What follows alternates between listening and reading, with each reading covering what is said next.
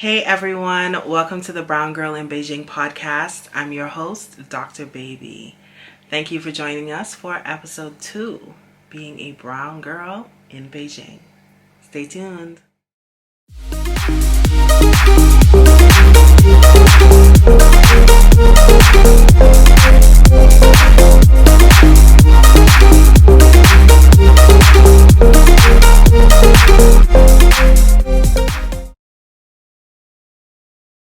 Alright, so first things first, thank you to my big brother, Rodney Bain of the RN Love podcast of Service Culture Firm. Thank you for my intro video. I appreciate it, and I hope that everybody loves it as much as I do. Also, big shout out to everyone that has listened to, watched, liked, downloaded, shared, commented on the Brown Girl in Beijing podcast episode 1. Thank you so much. I appreciate it. Thank you to everyone that has subscribed to the YouTube channel. God bless you. And I hope that I can continue to deliver content that you are interested in. And honestly, what would help me while we're here is if there is something you want to know specifically, let me know. Send me a DM on Instagram or Twitter. Drop a comment below this video. Let me know if there are specific questions that you have, and I can do my best to answer those questions for you. So this all started, well, in truth, it did start 2.5 years ago when I first got to Beijing, but this push really came, or the last push really came, when I was able to take over Dawn's Instagram stories for a day a couple of weeks ago at the beginning of February and answered some of your questions. And I was only able to dedicate maybe a minute or two per question. And so I've decided, let's get into this podcast thing and let's see if we can expand a bit more. So our first episode was on dating in Beijing, because that is what a lot of you wanted to know about. And the second episode is just talking about what it means to be black in Beijing. Or, in my case, what does it mean to be the brown girl in Beijing? So let's get down to business. And if to defeat the Huns wasn't the next thing that popped into your head, then I need you to either stream the Mulan soundtrack, find it on YouTube, watch the movie, something. Fix that. Thanks. So when we talk about being a brown girl in Beijing, it has been interesting. I've been here for almost 3 years, and I have had experiences pre-COVID-19 and experiences, I can't even say post, during COVID-19. One of my greatest treasures, I'll say here, is the fact that because of the large expat community and because of just the loving responses that I've gotten from a lot of locals, I feel like I have a pretty solid support system that is multicultural, multi-ethnic, multiracial. And I think it's because of having those experiences and finding myself in a position where I can learn a lot more about other cultures without necessarily having to go there. It's been quite a journey, quite a learning experience. So now for me, what has it been like for me to be a brown girl in Beijing? Let's talk pre-COVID. My former job pushed the image of Caucasian, blonde hair, blue-eyed, all-American. It's going to teach your kids English. And then parents show up and they see black, Indian, Filipino, Mexican, and some Caucasians. And we are going to teach your kids English. I will say that I've probably had only a handful of experiences where the color of my skin has made it a little uncomfortable to be at work. There was an instance where I had to give a demo lesson, and this is a 45-minute lesson that we give to parents and prospective learners to show them what it would be like to learn English with us. So it's filled with singing and dancing, shapes and colors and numbers. And I mean, it's a fun demo. It was one of my favorites. So we had a 3-year-old. It was just him in the demo class. And the minute that he saw me, he screamed, "Booyah, booyah, booyah!" Which means, I don't want. And I'm like, with that attitude, I don't want you either. But of course, I can't do that. That's not my job. My job is to do my best to give this child a demo lesson. And so we bribed him with the toys and the color yellow and all these other things, you know, and stickers. Oh, come in, we're gonna have a good time. So eventually his mom got him calmed down, came in, and he had a great demo. Mom participated during the demo, and everything was fine. At the end of it, he had a good time. And that's a situation that obviously worked out positively, but I've had other situations where parents just pick up their kids and leave. They say, "We're not dealing with this." Okay, cool. I took over for a teacher who's Caucasian, male. He's younger than I am, pretty straight-laced, clean-cut, all-American. And enter me. The only thing that we have in common is the fact that our haircuts sort of look the same. And one of the parents in one of his classes took her child out of his class because she did not want her child to be taught by me. Now, this is definitely not the first time that it's happened in this company throughout China. It's a thing that happens. And bless the hearts of our local co-workers who try to soften the blow and try to come up with alternate reasons as to why a parent will pull a child out of class. But the bottom line is, we're black. That's the reason. And until they learn better, that's going to be the reason. So being black in my job meant that I had to work harder, as did the other minorities. It meant that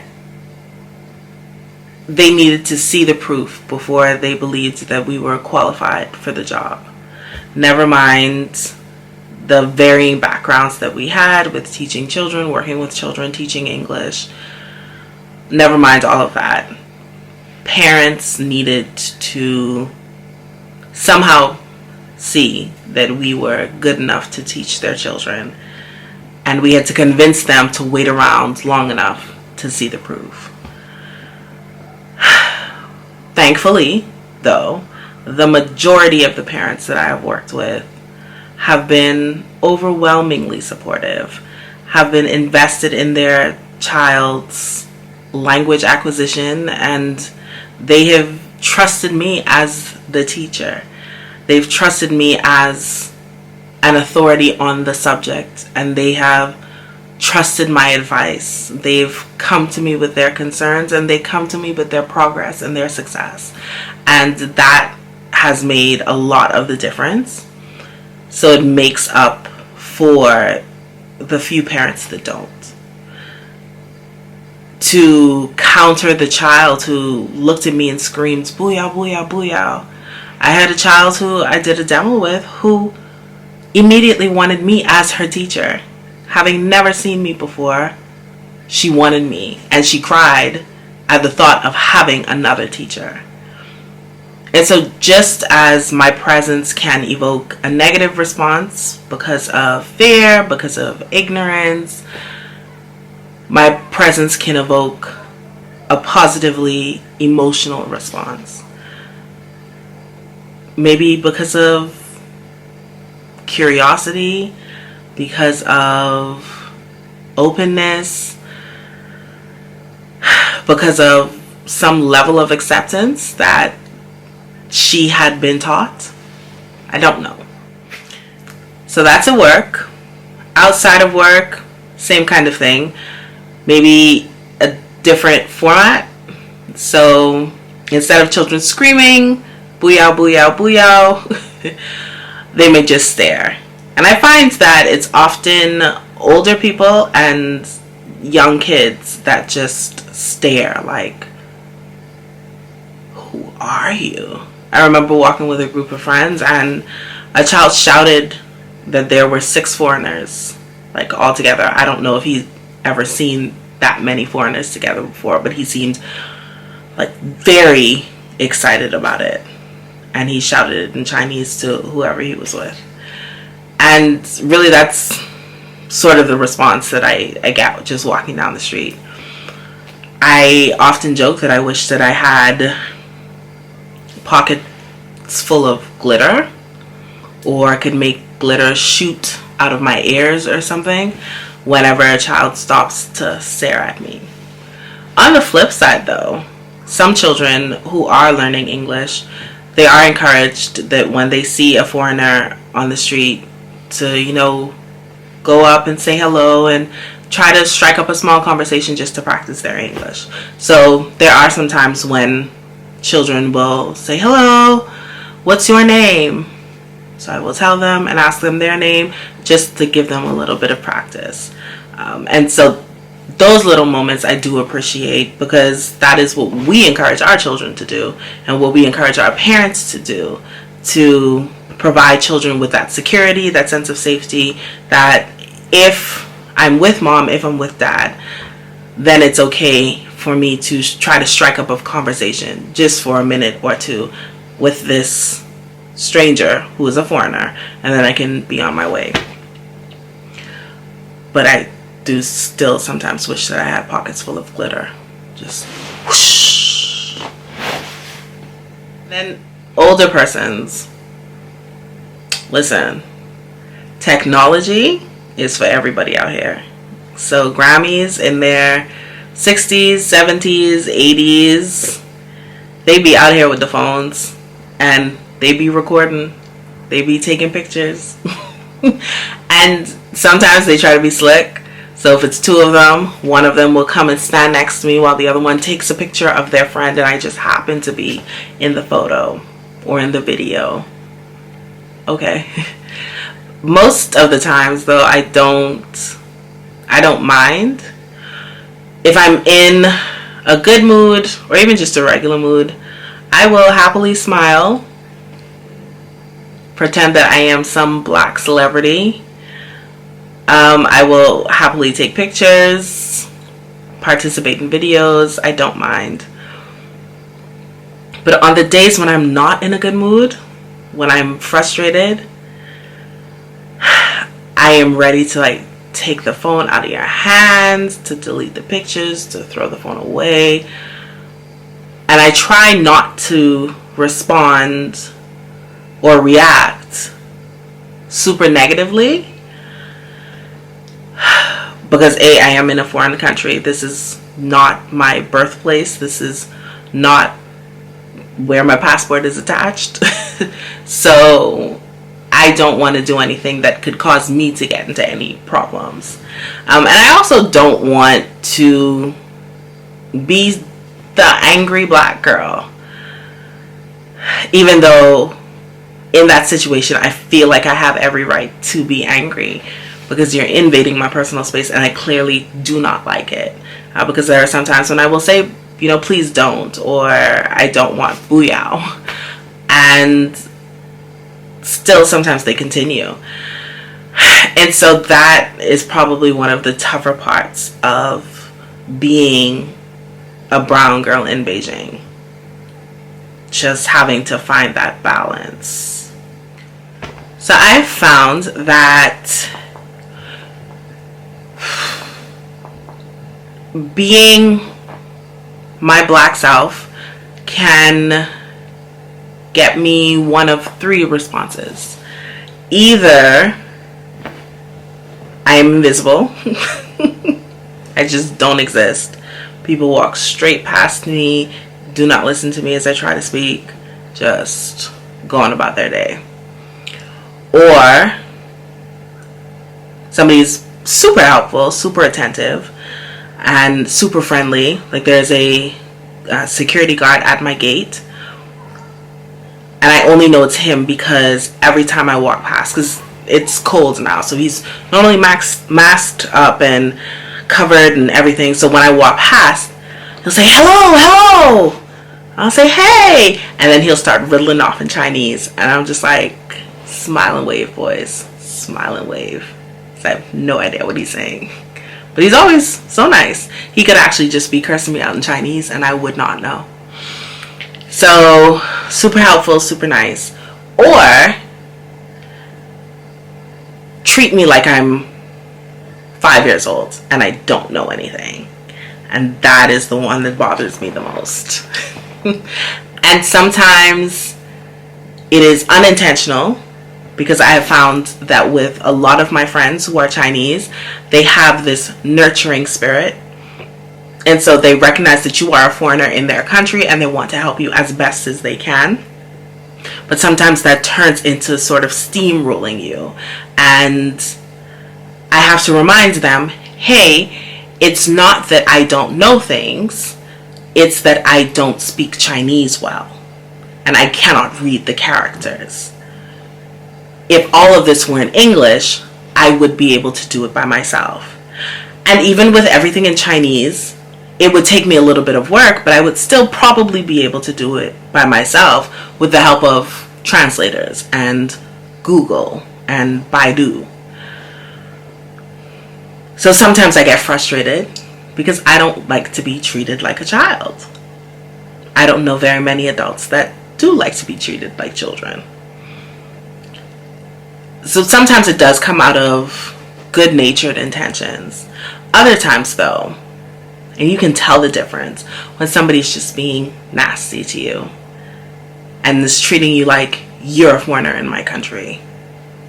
You don't know how to do this, you're stupid. I'll just do it for you. Just let me get it done and you can get out of my face. And I am not into that. I am not into that. And I find myself sometimes getting so frustrated. Like, if you would just listen, pause, because I'm going to try to explain this to you as best as I can. I will use any number of translation techniques. I will use my hands. I will use gestures. I will call a friend to try to explain to you. If you could just listen, then maybe we would be on the same page and we could get somewhere. Anyway, that's pre-COVID. During COVID, there were a lot of instances where I just wasn't sure if what was happening was being driven by my skin color or being driven by the pandemic. And it might have been a little bit of both. I remember trying to move into a new apartment last year. The whole story is on my blog, so I won't bog you down with the details here. But I had the lease signed and everything. I just needed to move in. I had everything packed, ready to go. And it took 2 days of trying to get the access card from the community station, and we did not get it. And I was frustrated. And I attributed it to being, or to attributed the whole situation to me being black, and found out that there was an outbreak in that area, and so things were being locked down, places were being locked down, restrictions were tightening up, And so that may have been the reason why I could not move into that area. I mean, it all worked out in the end because I was moving to be closer to work and then lost my job a couple of months later. So, all worked out. But still, it was a very frustrating experience.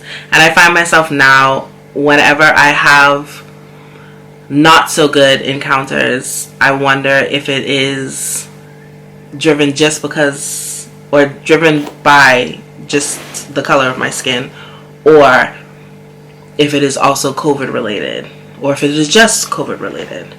And that is exhausting to think about all the time.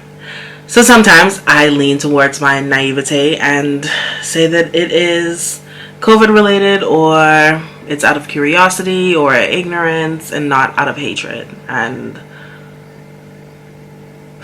sometimes that route is just easier for me and causes me less stress.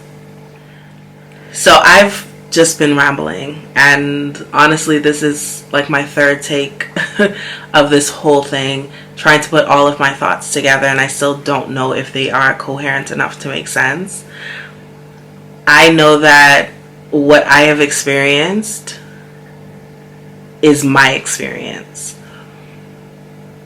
I didn't tell you all of this to try to convince you one way or another. Being a brown girl in Beijing can be challenging, but it's also rewarding. I have had the opportunity to begin some beautiful friendships with beautiful people from all around the world. And I have Chinese people that tell me, like, I want to know more about you. I want to know more about what you're about. Like, I enjoy talking to you. And so the positive experiences that I've had are definitely much more than the challenging experiences that I've had. Much more. So for me, the challenges, they aren't enough to make me say I'm ready to go home. Sometimes isolated instances, I'm like, y'all keep this. But overall, when I look back, I honestly have still been super blessed to be here. I know that that's not everybody's story. I know that when people leave and go to other countries and they look back on their time here, they have a very different perspective. And who knows what will happen whenever I leave, how my feelings, my thoughts may change. I don't know. But for now, I am happy where I'm at. I know that before I came here, so many people were concerned about me, concerned about my well-being, about being black here, and what that could mean for me. And I'm just very, very grateful that the worst case hasn't happened for me. I am aware of what has happened to other black people in other parts of the city, and more so in other parts of the country. And while I am glad that my circumstances have not been more severe, I hate that my people have experienced severe circumstances such as those. So that's a whole other thing altogether. But for this brown girl in Beijing, I am happy where I am, and I'm blessed where I am. So thank you for listening to my ramblings. I hope that you gained something from it. I don't know what, but I hope it's something. And again, if you have other things that you want me to address, please feel free to let me know. And that way we can make sure that this is something that you want to listen to, that you want to stay tuned into. So I will see you next time. Take care. With love, from Dr. Baby. Brown girl in Beijing, tra-la-la-la, and she looks like the sugar in a plum. Yeah, she looks like the sugar in